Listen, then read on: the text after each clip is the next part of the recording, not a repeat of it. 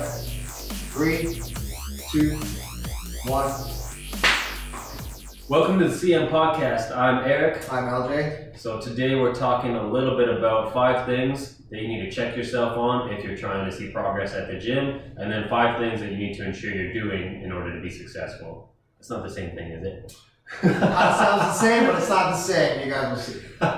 So, one thing I want to talk about was number 1, your actions don't align with your goals. So when we talk about your actions not aligning with your goals, what we mean there is if your goal is to lose weight, but you're eating crap on the weekend, or you're eating sweets, or you're making excuses for yourself, those actions don't truly align with what your goals are. Vice versa, your training style, if you're training for a specific sport or something, but you're not doing the prescribed exercises that's going to benefit your sport, then your actions aren't necessarily aligning with your goals. If you want to gain weight, then you need to be doing hypertrophy training, not necessarily a bunch of conditioning or light weights, cardio, stuff like that.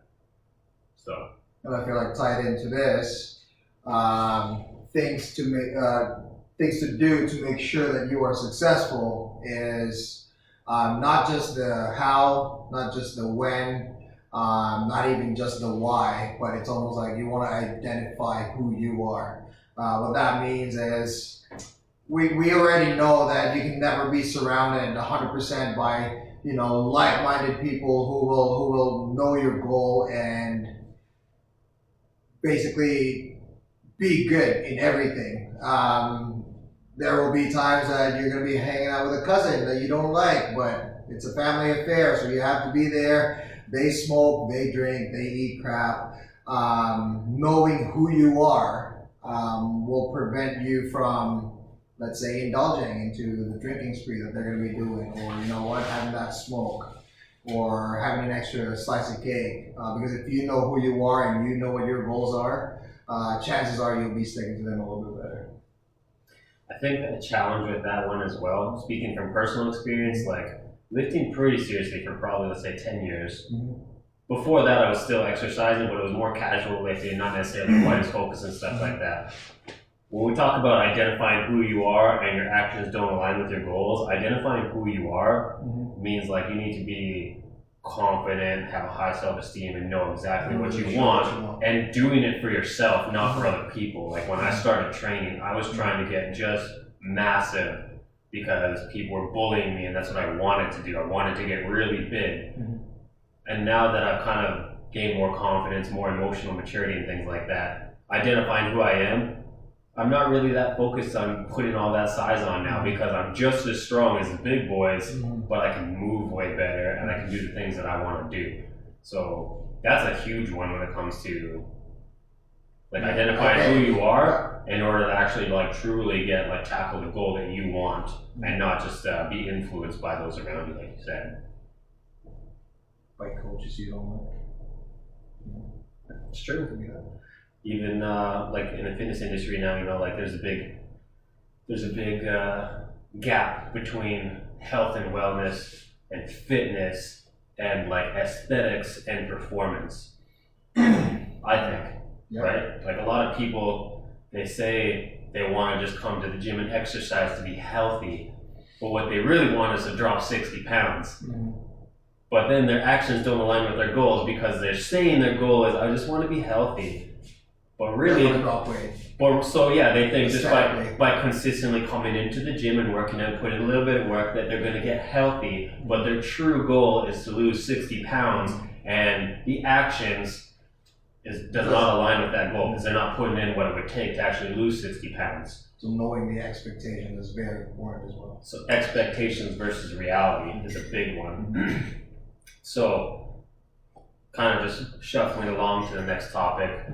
For me, one of the big ones is not tracking your progress. If you don't know where you started 6 months down the road, if you've seen progress, but you don't have like actual data to go by other than just like your looks or people telling you look better, you need to kind of be able to see, especially after 6 months to a year, once you kind of surpass your rookie gains and things start getting a little harder, the effort levels have to change, you have to start tracking your weight so you can actually see those little jumps and nooks and crannies.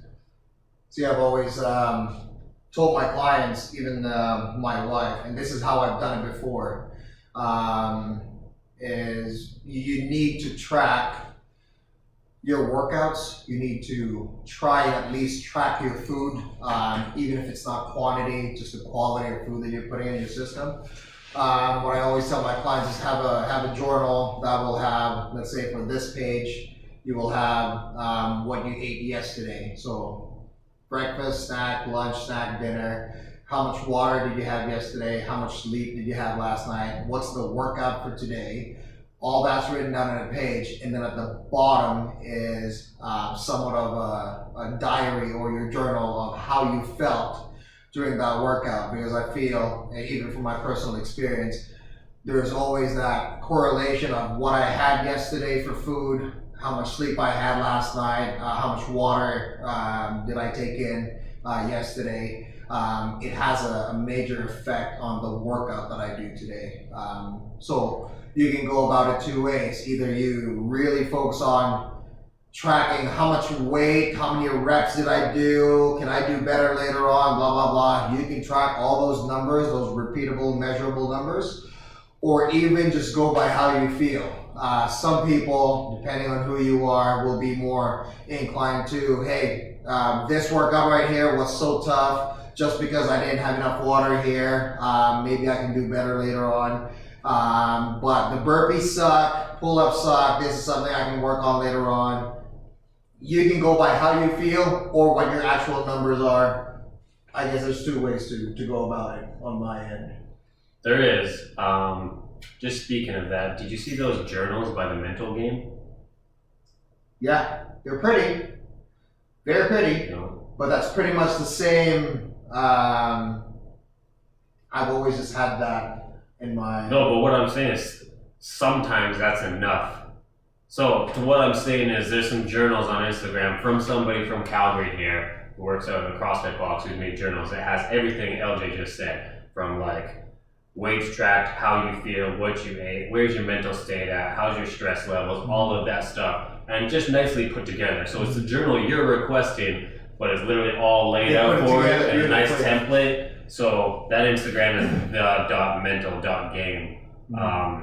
Like the tight little journals. Like I was like, man, I want one of those. Shout out if it reaches you. Send us a copy. So we can pump you up. I thought they're good. Like there's something I want to recommend to my clients just because I'm like, man, it's just all laid out. And I jive with that kind of organization. It's tight. So yeah. And for my wife does this, and actually she does this a lot better than me.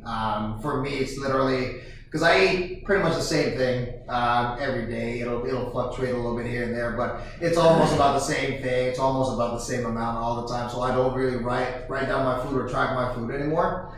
But my wife, she always tells me that the best part of her day is she works out at 5 a.m. So she works out. She has a little piece of paper of what the workout is. She doesn't want to bring her cell phone to the gym, right? So the night before, she will write it down on a piece of paper. She brings that paper with her 5 a.m. to the gym. She works out, records all her numbers, and then comes home, take the kids to school, back home, feed the kids breakfast, and then when she's having her tea or shake, 4 kids, when she's having her tea or sometimes coffee, is when she sits down and actually makes the journal. So she transferred from paper to her nice looking notebook. She transferred the rough workouts. Coffee to good coffee. Absolutely, right? And then she makes a journal in the bottom, like this is how I felt. I'm really close to be doing a pull-up. I feel like this is, progressing here. I've dropped about 10 pounds. I feel really good. So just going back to those notes, like occasionally will give you a boost. Especially if you're trying to put, you put intensity and effort into your workout. It's almost like just so you can write something good in your journal. Yeah. Right? I think that kind of ties into your next, where is it? Well, I don't know, like mine was, so the things that you need to reflect on to ensure that you're seeing result is like one of them is like you're not tracking your progress. On the other hand, right across on our other list, it basically says start tracking your food and your workouts. So those correlate. Like if you're not doing it, that's obviously a key for long-term success. My next one's a funny one. It's it's one that maybe you don't want to admit to yourself, I think, for a lot of people, and a lot of people they lie to themselves. So this one is lying to yourself on your effort levels in the gym and behind the scenes. I believe. You said that very calm, by the way. I thought you were gonna have more like. You want me to be angry? Stop lying to yourself.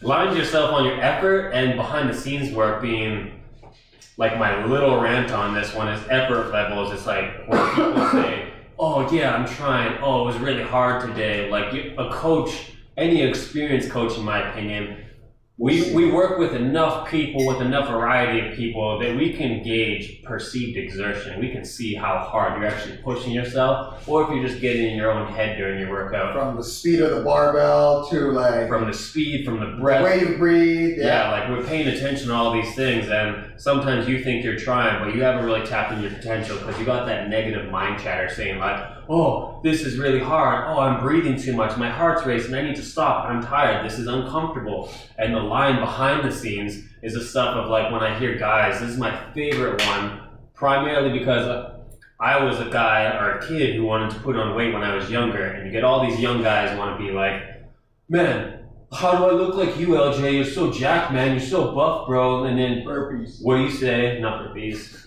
It's normally, oh yeah, you gotta eat more. And then the young kid will always say, but I eat so much already. And it's like, how's that working out for you? Because it's not. Like, you obviously need to eat more. Yeah. Or if you're trying to lose weight and you plateaued, people will be like, oh, I'm on my weight loss journey, but I plateaued. And it's like, how's your eating? Is it clean? Oh yeah, I eat so clean. Well then why did you plateau? You're lying to yourself. Stop lying to yourself. Do yourself a favor and stop lying to yourself. That's the one that you need to avoid in order to see success. Yeah. On the positive side. On the positive side, one thing to have, it's almost perfectly in line, kind of, is to hire a coach, or at least have a good workout partner or training partner that would tell you that, come on, we know you can do better. Your movement still looks good. You're not breathing that hard. It may feel really hard right now, but you're not gonna fail this rep. You put your chest down on the floor, you stand back up like a burpee. You're not gonna fail that. You just gotta keep going. So someone who cares about you, whether that's a coach or a training partner, that can almost eliminate that chances of you lying to yourself, saying that your efforts are 100%. Can I talk about Julie today? Who's Julie? Oh yeah, Julie. Amazing. I was watching you today. So today, training my client Julie, pushing her through a hard workout. She's really trying to build up her running skills so she can start running more 5Ks this summer, which is about 6 months out. Something we've been working on, even just endurance, cardio, getting comfortable with things like back squats and stuff. She's been training for a while now, but we're making little leaps and gains, especially on mental toughness and just being comfortable doing new activities. So this workout was like burpee, run, burpee, then do 6 heavy deadlifts. Then it was 2, 2, 2, 6 heavy deadlifts, 3, 3, 3, and we worked up to like doing like 15 burpees and running and doing heavy deadlifts. And you could see it in her eyes, excuse me, when she would run and do the burpees and the run, as soon as she walked up to the barbell, she's starting to look like, oh man, I'm tired. I am messed up. I'm like, yeah, she's messed up, she's getting tired, and I could see it, and I would check her brain and be like, Julie, I know you're tired, but you can still lift weight and breathe. You're strong, so just focus on picking the weight up, and you can be tired while you're lifting the weight, weight. You can breathe while you're lifting the weight. That's okay. You know the proper form, just push through it. She crushed it, and I think today was one of her best workouts, so shout out, Julie. You look like it. Yeah, it was good. Cool. So, we're moving on to my next point. For me, one of the ones that's hindering your results is obviously ignoring the basics. So, ensuring that you're getting enough sleep and recovery, ensuring that you're drinking enough water. Obviously, food is a given, but also making sure your exercise is appropriate. With exercise, I see way too many people doing like all these different variations of everything. Even if you're doing a basic program like a bench press or chest day. You do barbell bench press, incline dumbbells, flat dumbbells, then dumbbell flies, then pec deck, then cable flies, then triceps. You could do 10 sets of 10 flat bench and get a better workout. I damn near guarantee it. And that's just hitting the basics. When it comes to sleep, people lie to themselves, being like, oh, I'm a hustler. I'm only running on 4 hours sleep and I'm still going to the gym. Your body's already destroyed and you're destroying it more and you're not recovering. So you're lying to yourself 100%. And when it comes to water, we know water is our medicine. It is our life. And we choose to drink more coffee, more soda, more juice, more tea. I'm not saying don't drink coffee. But ignoring the basics being you have to drink more water. That's going to help you in your performance, your weight loss, and your weight gain, all three. And this was not planned, but on my list of things, I'll probably go with two of them now. We talked about basics of recovery. If you want to push hard in the gym, if you want to feel 100%, if you want the right hormones running in your body, getting 8 hours of sleep is probably one of the best things that you can do. Would you say so? What would be more important to you, sleep or nutrition? We had this talk a couple episodes ago where I said I will not sacrifice sleep for anything. I love relaxing and playing video games in my downtime when I have spare time, which isn't often. I probably my PlayStation, I might get 2 hours a week on it. And that's split in maybe 20-minute to half-hour segments. But if I'm playing a game and it's bedtime, I'm not like, oh, I'm just gonna play an extra hour, because I'm not willing to sacrifice my sleep for extra game time. That is very rare. And same for me. I know what it feels like. And for some people, here's what a lot of people will say. Oh, I've been sleeping for 4 hours, 4 to 6 hours a night. Pretty much my entire whole life. I think I'm okay. Yeah, but have you ever tried to sleep for 8? It's crazy how good you feel. Like my workouts feel so different when I'm running on 8 when I'm running on 8 hours of sleep, or when I'm running on fumes because I only slept for 3. It's a lot different. I think that ties into a conversation we're talking about where it's most people in today's society, especially those who don't exercise, aren't mindful of their health and don't take care of themselves. They don't know what it feels like to run on their optimal state. So they're running on fumes already, running at neutral fumes. So if they feel a little bit shittier, it's it's just whatever. It's an off day. Either that, or they go for, hey, where's the energy bar? Oh, hey, another shot of espresso here. Or hey, an energy drink. A Band-Aid. Right? Yeah. So that's what a lot of people would go for. On the flip side, I believe I live in an optimal state because I've been drinking 4 liters of water a day. I sleep 8 hours. I train hard. I listen to my body when I'm not feeling so hot. And I feel like I'm in my optimal state. So when I'm not in my optimal state, I can recognize it right away. And then I start to assess whether there's what's the problem? Was it sleep? Was it food? Is it stress?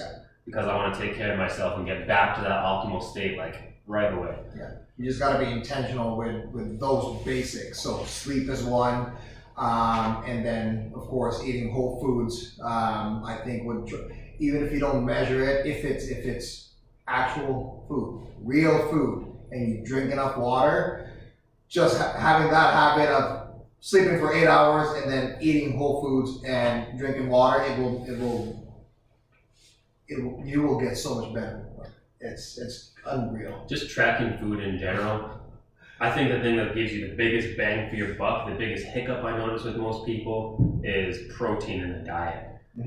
So nobody's like, oh yeah, do you have a good protein in your breakfast? Yeah, I have an egg. Okay, so you're at 5. Yeah. 5 grams. You want 100 plus. 7 grams. You're at 5. You want much more than that. And then you compare it, carbohydrates and fats comparatively. So I'm not talking good fats. I'm talking we're in Canada, a Timmy's breakfast sandwich. It has 30 grams of fat, 50 grams of carbs, 13 grams of protein. You're filling your body full of trash. Yeah. Just pure trash. So the correct whole foods. This is why we need that whiteboard. Almost trash. Or even the percentages of how protein versus carbs. Everyone's macronutrients are going to be different, so I don't want to get into that too much, but just if you're trying to lose weight or you're trying to build muscle, monitor your protein the most. Yeah. And reach out to somebody who can give you an idea of exactly how much protein you want to intake. But I could feel pretty safe saying that you need over 100 grams, at least.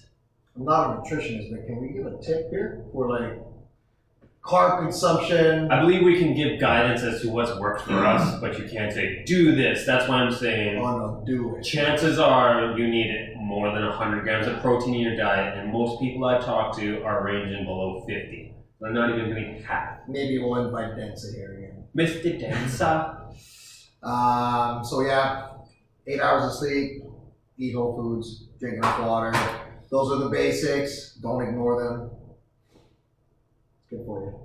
So my last topic of the things that you're not like that you need to check yourself on and have some like self-reflection on your actions and what you're doing and your mindset. The last one is you have no intensity. So showing up to the gym isn't enough. You have to actually push yourself and get uncomfortable. If you go into the gym for a light, fluffy workout and you're comfortable and you're enjoying yourself, you're not pushing hard enough. You need to push harder. I even want to go back a little bit further. I always tell, well, I don't tell some of the people in the gym, but having a gym membership is not enough. You got to show up at least to start, and then you put your intensity in.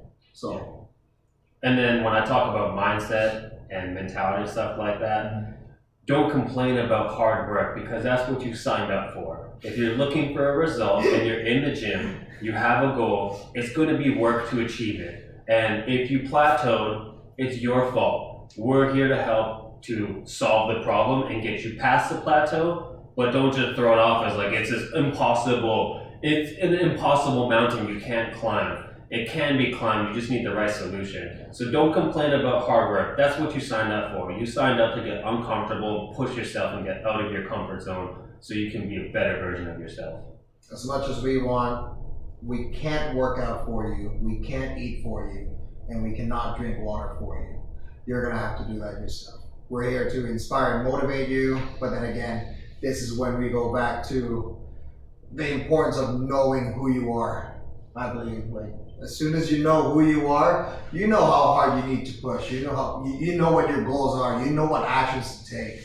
Like, you should just have a purpose of. Just know who you are and expectations versus reality. Like, if somebody tells you you can achieve this certain goal by training twice a week on a fluffy program, being like, oh, 3 sets of 10 this and 4 sets of 12 that, like, chances are it's not going to happen if the intensity is not there. So, yeah. Whatever program you're on, intensity will probably have will be the indicator of how much return on your investment you get. Yeah, you could be on a free program from the internet, 3-day bodybuilding program. If you put in heavy intensity destroy it and grind yourself into the ground on a free program, you will see a great result. That's a promise. But again, hard work doesn't lie. Yeah. Do you want to review? Do you want to talk last week? Yeah. Yeah. Yeah. No. No. So, What was last week? this Cell phone habits. we're going to recap now a quick discussion of our last podcast and then maybe review our personal workouts of the week. That's something we want to get into every episode just so you kind of get a little inside scoop in our life and how things are going.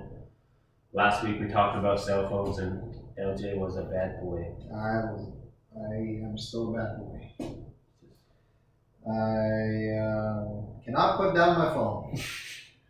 Were you able to see exactly how much time you put in, or you just No, I still no. It's not worse. Actually, I think it's better. Like I still come home and eat, put the kids to sleep. But sometimes there's always that itch to like, oh, just reach for the phone. Like, where's my phone? Like, it's almost like it's that feeling of like it's part of you. like I feel like I'm not connected to the world right now. Yeah. But that's sad. But my world is right here. With my kids. Oh, I'm a bad one. I'm gonna be better. I will be better. I understand that though. I think mine is, you ever hear of FOMO? FOMO, fear of missing out? I feel like that almost with Instagram when I check my phone being, I want to see stories on Instagram. I won't even scroll through Instagram anymore because stories is like, Right now, what's happening right now? What's happening right now? And Instagram will even pump the people that you follow the most, the people that you watch the most. So when I go on Instagram, it'll show me the people that already knows I want to see what they're doing. And that's when I'll click through. I'll probably watch maybe 5 to 10 people's story, and then I'm like, okay, that's enough. I don't care about everybody else, and then I move on. But my cell phone habits, I think, actually died down a little bit. But the thing that's screwing me up when we talked about cell phones was because my girlfriend's in Vietnam right now, I've been taking my cell phone back to the bedroom, and that's slowing me down. You have to. This is, again, you know who you are on this one, and you know that you want to talk to her, and that's why you have that phone with you. It definitely messes me up though because I fall into the same habits when you guys are done talking. When we're done talking, or you click on Insta. Yeah. So the biggest thing with my phone is I leave it in the kitchen. When I leave my phone in the kitchen before, my habits were eyes would pop open. There's nothing to do in bed, and I have to wake up. So I would stand up, and then I go to the bathroom. And then when I'm in the bathroom, there's no cell phone to browse. So what do? I grab the book that's behind me, and I start reading a book. And I'll burn through 10 pages, and instead of spending 25 minutes in the bathroom, going through Facebook, Instagram, Snapchat, I'd spend 10 minutes reading a book, and then be like, okay, time to wake up. Go downstairs, grab the phone, then take the dog for a walk, and then I'll look at it while I'm walking the dog. My whole morning's sped up so much faster. Whereas if I don't do that, it's 20 minutes in bed, maybe another 15 minutes in the bathroom, and I'm just sitting there like just going through the same crap. Sometimes I'll go back. I'll go Facebook, Instagram, Snapchat, back to Instagram and see, then I'll go through the storyline. Because I'm just looking for more crap. Yeah. So. And what I've done, I've actually done that a lot in the mornings. I don't feel like I'm too bad. I'm bad in the evenings. But in the morning, it's literally I wake up and I've caught myself like, oh no, don't check your email yet. So I put it back in my pocket. I go downstairs. Yeah. I try and prepare breakfast, but I play a podcast. So I'll play a podcast while I'm doing it, and that's literally what my phone is just doing. It's just pumping out information. I didn't realize this, but my phone actually started telling me not just time that I use, but it also manages, like, it watches how many notifications I get on average. On average, from different people, I get talked to through text message and Facebook. I talk to probably 30 people a day, different people, which I think is a lot. Because when I talk to people who aren't in our profession, let's say like my girlfriend Diane, she'll be like, yeah, she talked to 4. Yeah. Well, or 2. She's like, yeah, I talked to you and my sister, or I talked to you and this person and this person. I'm like, I talked to 40 people in the last 48 hours. It's almost like a good thing and a bad thing at the same time. I do enjoy it, but there's a piece of me that doesn't enjoy it as well. Sometimes it's overwhelming. Yeah.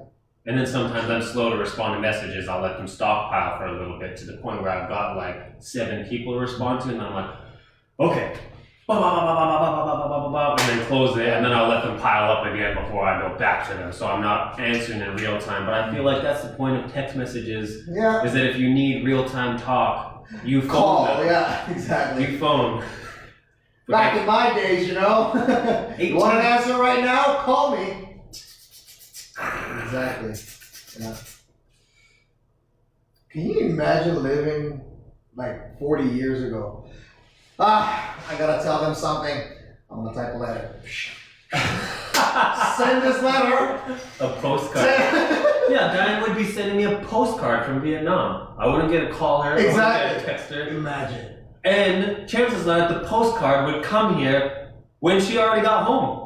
Yeah. She would come home, and then the postcard would arrive 2 weeks later, and then she'd be like, oh, that's the postcard I sent you when I was in Vietnam. And I was like, oh, well, you're home now.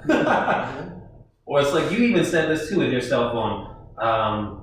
You like to have it for family emergencies, being like, just in case, if my wife calls me, I've got my phone and I'm available, I'm ready to rock. But back then, it never happens. She never calls me with an emergency, not once.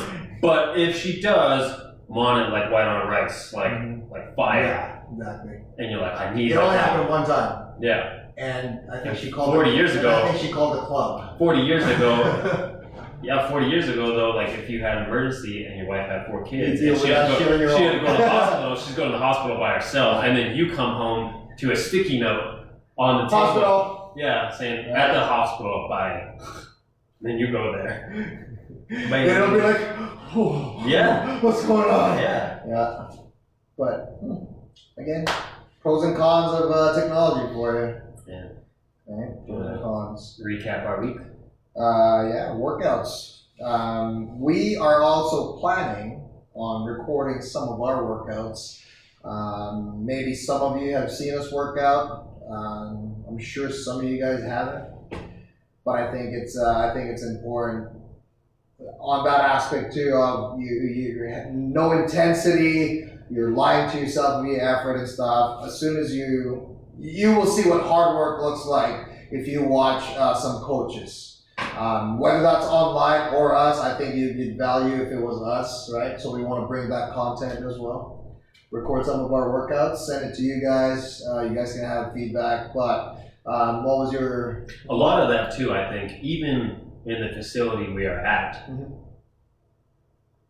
when we work out during unusual hours, like I had, I think, a 375-pound deadlift there, and there's people there who knew me for the past 4 or 5 years, and they looked at it and they're like, "Can Eric even lift that weight?"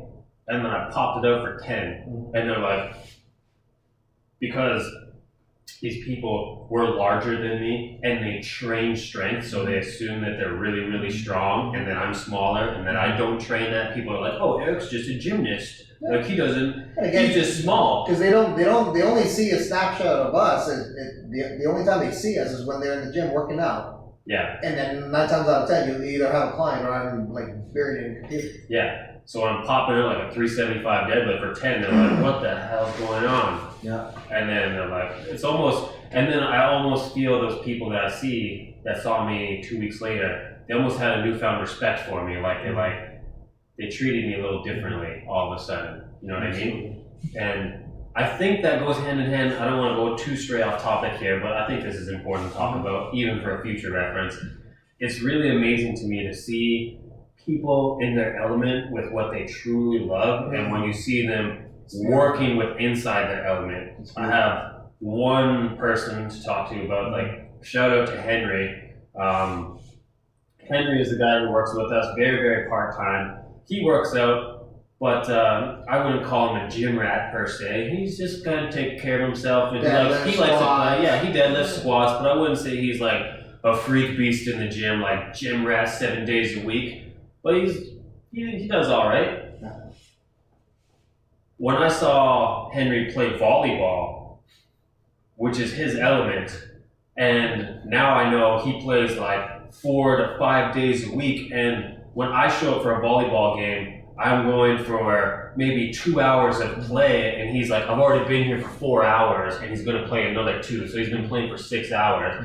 Henry is a volleyball god. He is a legend. Like, the things he does, when I saw him play in his element, I was like you see him in a new light, and I respect him more. Like I thought when I first met Henry, I was like, yeah, he's a very friendly guy. He's he's a very friendly guy. What a nice guy, yeah. But when I saw him in his element, I saw him in a new light, and I have like such a higher level of respect just because I saw him, so much passion and fire inside him. I'm like, wow, like I love you, Henry. Yeah. You're my god, you're my volleyball god, bro. And this is where I always say to people, it doesn't matter where you are, but excellence in whatever shape or form, excellence is just hard to ignore. It will shine no matter where you are. If you're in your element, you're doing what you love, you're doing what you enjoy. You can tell. It'll shine. You can tell. It'll shine. We recapping our workouts? Yeah. What did you like about your workouts, or what did you struggle with your workouts this week? So one of my workouts was kind of my wheelhouse. It was a gymnastics EMOM. I did ring muscle-ups, a handstand hold, and pistol squats. The pistol squats felt like I really needed them to bring balance back to my hips because I don't do a lot of single leg work like that. And I've never programmed pistol squats in my program before. So it was nice to know I could do them, and they felt really great.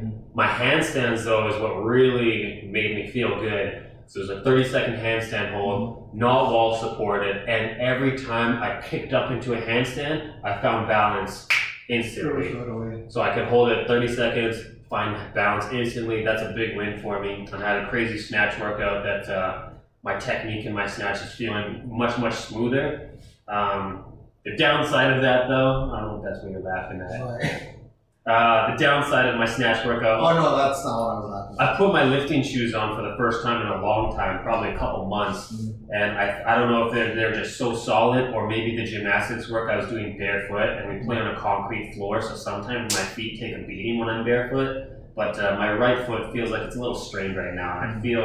I kind of, once you kind of play hard and you kind of get these little tweaks and little nooks and crannies and injuries, you can kind of feel how long it's going to take to recover. So I can feel it. Like, I'm pretty sure this isn't serious, and it feels like it's going to be something where by Monday it's going to be gone. But right now, it's a little agitated. But that was my week. That was yours. Had a great workout yesterday. So a win that I was trying to get for this year. That was kind of the goal, is to be comfortable doing triple unders. Right? Yeah. So I actually had to ask Jace to get a video of me, because it felt like I was just doing double unders. It just felt so natural and so normal that I'm like, Jace, gotta get a video of me. I gotta see that. Count up. Yeah. I gotta see that. I gotta see that in slow-mo, just in case, right? But that was a win. Not so much of a win. Was with the same workout. So the workout was every minute on a minute for 30 minutes. Minute 1 was 6 box step overs, 24-inch box with 55-pound dumbbells, just for 6. Minute 2 is 6 triple unders. Number's so low, but the skill level is just a little higher. Same as minute 3, which was 6 ring muscle ups. So the win is the triple unders. The downside, or the thing that I didn't enjoy the most, is because I hit my workout a little too fast, a little too hard. I don't know if it was the triple unders, I don't know if it was the box step overs, or dismounting from the muscle ups, but my right knee, got a little bit aggravated. It was achy the whole day yesterday after the workout. Still a little bit today, but I saw my boy Kobe today. Shout out Dynamic YYC. Fixing me up all the time when I'm in trouble. It feels a lot better today, but I'm still gonna try and rehab this bad boy. I think I'm gonna be ready for next week. The moral of this story is, if you play hard, you can expect little bumps and bruises every now and then. That's just what happens. And I train a lot of clients who are in an advanced age. And when we say that, the ones who are very fit, they talk to me about being like, if something gets a little tweaked, or they get a little bump or a bruise or something like that, they're like, if their back gets a little stiff from the workout, it would have been stiff if they just laid in bed or watched TV all day. It's going to be the same result, but at least one is keeping them healthy and active. Yeah. So if you play hard and you train with the intensity that we're talking about previously, you can expect some bumps and bruises along the way. That's just part of the game. So, a lot better than having chronic disease. Yeah. Because of inactivity and eating a lot of sugar. We'll close this baby up. Yes, sir. Thank you guys for watching, for listening. So this podcast is called Create Momentum.